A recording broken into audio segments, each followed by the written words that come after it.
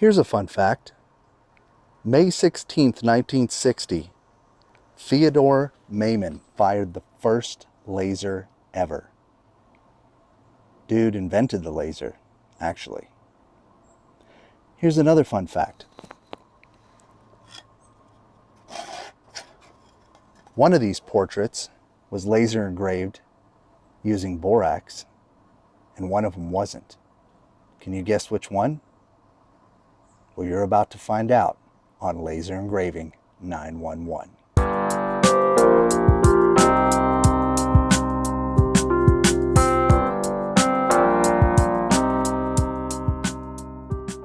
All right, well, where to begin? Well, where we always begin, in Adobe Illustrator and Photoshop. Primarily Photoshop this time, but we'll be using Adobe Illustrator a little bit. So what I want to do is I've grabbed the photo that I want to engrave off the internet of Theodore, and I want it to fill up the whole piece of wood that I'm going to be engraving it on. Now, I know what size that piece of wood is, and I'm going to open up a new document, and I'm going to switch this from pixels to inches, and I know that that piece of wood is 4 by 7 by 6.65, and I want to set my resolution to 400, and I'm going to go ahead and create a blank document. Next, what I'm going to do is I'm going to find that picture that I downloaded of Theodore from the internet, and I'm going to place that photo, which is the original one, right here. And I don't want to just engrave this exactly how it is. I actually know that this image is low quality bitrate, so it's been formatted to work on the net, so it looks good for the net, but it's not actually that high resolution. So I'm going to upscale it by placing it onto a 400 dpi document. But I want it to fill it up, and I'm okay if it crops out a little bit. So I'm going to grab one of these corners. I'm not holding down shift or anything, and I'm just dragging up to the upper right to try to fill this picture into this palette that we created. That's the exact size of the piece of wood. And I'm just going to keep dragging the corner until it fills up every little space. And then when I'm happy, I'm just going to click this plus icon or the move tool, and that sets it in place. Now that I've done that, we're not actually going to be doing any processing in Photoshop for this photo, which there are tutorials out there on how to process photos for laser engraving in Photoshop, but that's not what this tutorial is about. It is about processing photos, but not in Photoshop. So all I wanted to do was create a photo that was the exact same size as the piece of wood we're going to be working on, and add a little text to it. So for that, let's go over to Adobe Illustrator. So here in Illustrator, I have my mock-up piece of wood here that's exactly the same size as the photo, and I have some text, and for this I'm using Alaco Bold. Alaco Bold? I don't know how to say it, but anyway, we're just going to write a thank you to Theo here. So we're going to put thanks Theodore, exclamation point. All right, and maybe we'll make the name a little bigger. Okay, now I want to turn this into a vector. Right now it's just text, so I'm going to zoom in here, and this might be helpful in other projects that you have. So to turn this into a vector, we're going to go to Object, Expand, and click OK. Now, I've had some messages from some people in the community before when they're trying to cut out letters like this, or they're not so sure about this. See where these individual fonts like overlapped and there's like lines in there? Well, we can go ahead and get rid of those really easy, because this is a vector now, but it's a vector that are like vectors that are overlaid over other vectors. And we just want this to be all one continuous thing.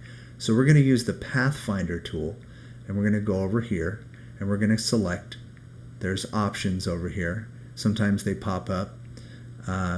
And we're going to go ahead and select this one right here. It's the two overlapping gray squares. This is the merge, and we're going to merge those. And you see what that did? That merged all of this together. Now, you may think you're done at this point, but what if you wanted to change the color really quick instead of black because you were doing like a mock-up or something else? And you went over here to your color palette and you're like, oh, I just want to change this to pink. Oh, look at that. It filled in all the E's, the A's, the O's. That's no good. We can't be having that happen. And I have a fix for that. So I hit Control Z to back out of that.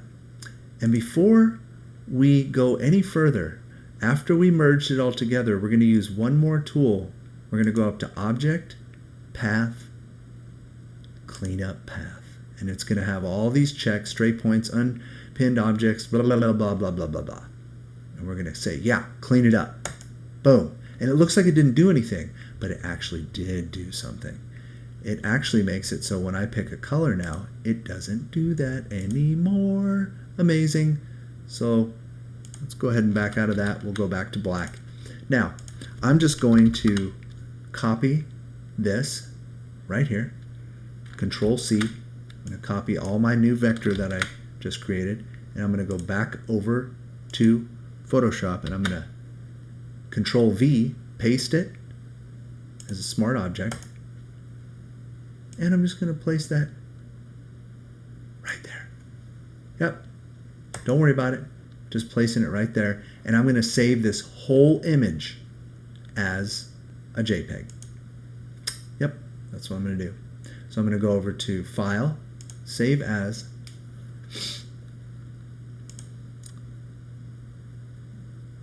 There's lots of options here. There it is, JPEG. And we're just going to save it right there. I already saved it once, so we can call it Theodore M 400 DPI version 2. Click Save. And we're going maximum resolution quality. Click OK. And we are done upscaling our photo, making it the size of the piece of wood, and putting some text on top of the photo. And now we're going to move on to the actual processing of the photo for laser engraving using another tool. So let's go do that. Okay, now I've just opened up another program that it's going to process this photo into a bitmap for laser engraving. Now, a little comment on this. I've been laser engraving for things for 8 years now, and I have watched many tutorials. I've used many plugins in CorelDRAW, plugins in Photoshop. I even had a laser that came with some processing software specifically called Photograve for doing photos, and I've never been really happy with any of them. Some of them are either too confusing for me because, yeah, I kind of like simple stuff. I kind of like to just get the job done and get it done right. And, other people like tweaking all the little tiny parameters and getting it just right. And there's some people out there that do some amazing stuff with photos, laser engraving on different objects. And I've seen some really neat stuff on the net. And I was looking for something that would get the job done, that didn't require much fiddling. And I found this program that initially I thought was only online and actually free. And I went to the site, I tried it out, I went and tried some photos out, and I was like, wow, that actually worked really well, and I really didn't have to do anything except set my laser settings and get everything aligned right. So that program, and there's a Facebook following about it, it's called ImagR. So I don't know really how to pronounce it. ImagR. Anyway, I'll put a link in the description below on how to get to the free online version of this. I liked it so much that I actually went and bought the full no ads software version for life. So I don't have to go to the online website to use this program. It's a little kind of chock full of ads that are kind of spammy, and it was kind of annoying to me. So, I contributed to the cause. I bought this software, and now it resides on my computer, and that's what I'm going to be using today to process that photo that we just upscaled in Photoshop. So let's go ahead and get started doing that. So I've opened up the program, and you can see ImagR, image processing for laser engraving. And I'm going to click this little icon. I'm going to upload the file. I'm going to upload the one that we just did right here. There it is. So it automatically turned it into grayscale photo, which I could have done in Photoshop, but it does that for you. And then the next option down is, do I want to crop the image? No, I don't, because I already did that in Photoshop. And the next question down is, do I want to resize the image? No, I don't, because I already did that in Photoshop. The next one down is add material. So in here, I can definitely tell you without a doubt, I've only really used leather and I've used wood, and there are some really cool algorithms that you can convert your photo into. And I encourage you, if you're even on the online version, you can try out all these, the old style, the Norton style, the new style. I've been going with the new, and it works really well. And that's what I'm going to be using in this tutorial. So I'm going to go ahead and click the new type of processing, and I'm going to click new wood. And then I'm just going to click OK. And as soon as I click OK, look at what it did. So it gave me a side by side, and it showed me what it actually did, and you can see that it converted it into a bitmap. Now, this may look like a ridiculous photo that no one would want, but for a laser engraver, this engraving machine, this is actually exactly what it wants. It wants black dots only and no shading, because it's doing the shading by just putting the dots closer to each other. And this is the way you need to process photos for engraving on a lot of different materials. I highly suggest that you try this online processing program and to get these kind of results. They're pretty amazing. You can go on their Facebook page. They got all kinds of people talking about different projects they've done. You can ask the creators of it questions. But it works really well for what I'm doing, and you're going to see that in just a second when we get to engraving. So now that I've selected the type of processing that I want, I like it just like that. I'm just going to click Save Image, and I'm going to save it to my project folder, but I'm going to drop down and save it as a BMP, or a bitmap. I don't want to save it at any other format, because I want to engrave a bitmap using my Epilog laser. So let's go ahead and just name it Fedor BMP V2. I'll go ahead and save that. It says image is being saved, and it's already saved, and now we can close this program out. I might do another tutorial on this software later, and just kind of when I get more familiar with it and start playing with all the other algorithms and processing. You can go into advanced. It does have an advanced mode. If you look down here, even after I just process it really quick, you can get into advanced, and you can start changing the contrast of this. You can change the brightness. You can invert it. Say if you're going to work on like something black that engraves white, you can invert it, and you can mess with the unsharp mask. You can do some stuff here. So there are some advanced effects if you want to get into that. I find that just some of the default processing works just fine for what I need it for. So with that said, let's go ahead and get on over and go to the next step, which is mixing our solution. All right, so let's go ahead and make the mixture. So I've got my borax out, which I like to pour into a little container because this is not the best pour container there. I got my scalding hot water that I warmed up in the microwave, and I've got a little container that's made of glass to mix all this in. So this is a super easy recipe, and it goes like this. So you're gonna take 1 tablespoon, level tablespoon of borax, just like that.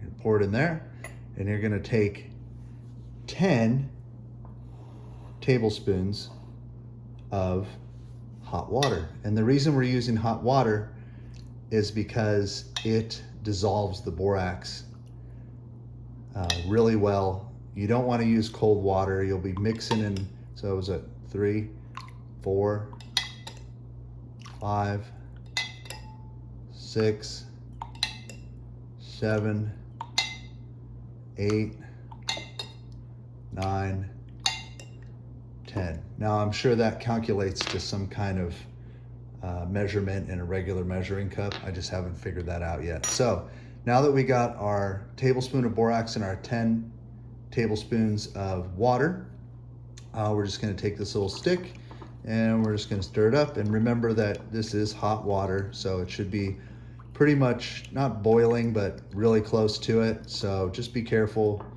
Don't be splashing any hot water all over the place, getting burned. Just be careful. So you just want to keep mixing this up. If you want to use a little electric, little coffee stirrer or whatever to just whip it up real quick, that's probably even better. I think I did that one time, but right now for this video, I'm just using a little popsicle stick. That's really all it takes. It actually dissolves really well. You can see it's almost completely dissolved. And that's what we want. We want the mixture to be nice and dissolved and looking almost like water again for our super awesome project. All right, so now that we've got that made up, let's go ahead and go over and apply it to our wood. Oakley dokley. So we got our borax solution. We got ourselves a foam brush. Can't get much more basic than that. We're gonna go ahead and soak this foam brush and give a little tap on the edge, and we are going to soak the top layer of this glorious basswood that does not engrave well at all from Michael's Crafts. And we're just going to coat this on. What you need to do is you need to put a coating of this on the surface, and right now it's penetrating into the wood. And you want it to really penetrate into the wood. Okay? I'm not saying you need to go and soak this whole piece of wood and thing of borax, but you want to get into the really nice into the first layer. So what I usually do is I keep putting it on until I almost see like puddling on the top, like a really nice wet surface. I don't know if you can see that or not, but it is nice and soaked. And we also want it to be even too. We don't want it to be like, heavy borax over here. So just a nice, good soaking. And we're gonna let this dry completely, 100%. We're gonna let this dry. Right now it's soaking into the wood. You could tap it off a little bit if you want, so you don't get like a big buildup at the bottom there. Right, we're gonna let this dry. I'm gonna throw it in the laser, turn on my fan and let it dry so I can work on it as soon as possible. But you do need to let this dry. This is not a wet application process. It's very important that the solution dries into the wood and permanently changes the structure of the wood, the fiber structure in the wood, so we can get that nice dark engraving that everyone is looking for and that we're trying to achieve. All right, so I'm gonna put this in the laser bed, turn on the fan, let it dry for a while, and then we'll be back and we will engrave that picture all over again and see what happens. All right, so here's how I got it set up on the in CorelDRAW. I've got two pieces of wood. The one on the left is untreated, just straight right out of Michael's craft store. And the one on the right is going to be the one that we treated with borax. And what you're about to see is in time lapse, because I know you don't want to sit here for the whole job, is what is the result side by side with an untreated piece of wood and a treated piece of wood with the same settings, same power, same DPI, same processing, and you can see the dramatic difference between the two pieces of wood. Now, before we go ahead and actually you get your wood in there, we need to talk about the settings. So let's go ahead and look at the settings real quick, and then we'll watch the video and you can see for yourself how awesome this is. Okay, so first we need to keep in mind that I am using a 120 watt Epilog M2 Fusion. So your settings may be different. You may have to tweak those settings. You may have to play around with your laser and your wattage to get these settings, but by showing you my settings that I'm using for this, you can get a general starting point. So you can see that I have my resolution set at 400 DPI to match the photo that we process. That's very important. Do not change the DPI. You need to match whatever you process in the photo, whether it's 600 or 400 or 300. I recommend 400 and above. And then I've got 100% speed, 25% power. Not much power. It's really not much. Because we're not trying to like carve it all, chunk it in there. We're trying to engrave it into the wood, but get that nice dark look. And then don't really worry about the vector settings down there. They're just using that as a trace box.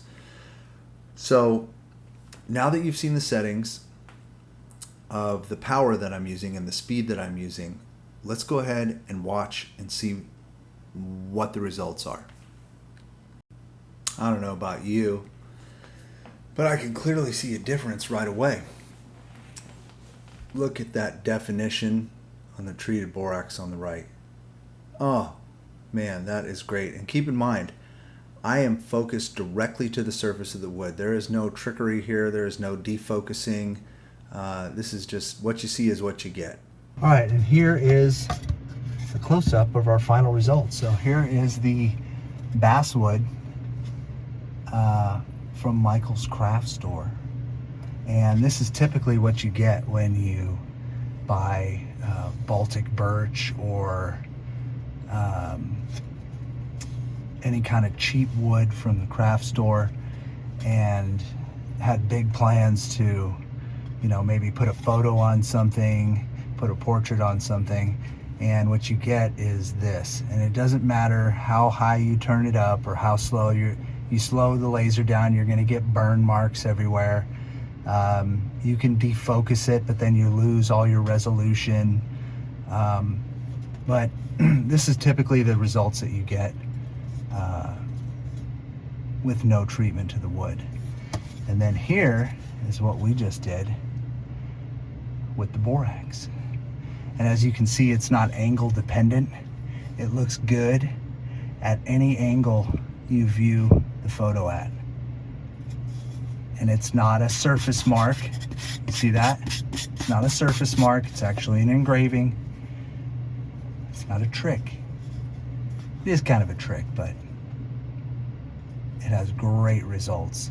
And this works for engraving logos and photos and whatever else you need to have a nice dark engraving on, that kind of wood that has a light background.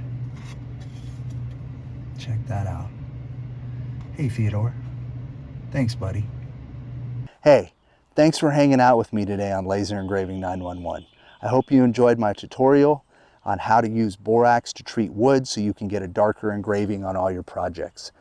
This process works especially good for all those cheap woods that don't like to engrave dark. So like basswood, Baltic birch, light maple, but you can also use it on woods that do already engrave dark to make them engrave even darker. So like cherry wood, alder wood, cedar.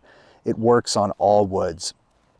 It's a totally easy way to make any wood engrave darker. You just gotta put a little coating on it and put it in there. If you like what you saw and you haven't subscribed, please subscribe. That would be awesome. If you want to leave a comment, I'd love to hear your feedback, as long as it's constructive. Don't be a troll. I put a link in the description below, in the extended description, for all the things that I use here in the shop and anything that I've used in this video. Those are my Amazon affiliate links. So when you use those links to go purchase those products, you're actually helping support the channel. So if you could use those links when you're shopping around Amazon and you feel like getting something that I've used here in the video, it really means a lot and it helps support this channel. And lastly, I've got some big things coming up right around the corner. So stay tuned for more awesome laser engraving 911 videos. See you next time.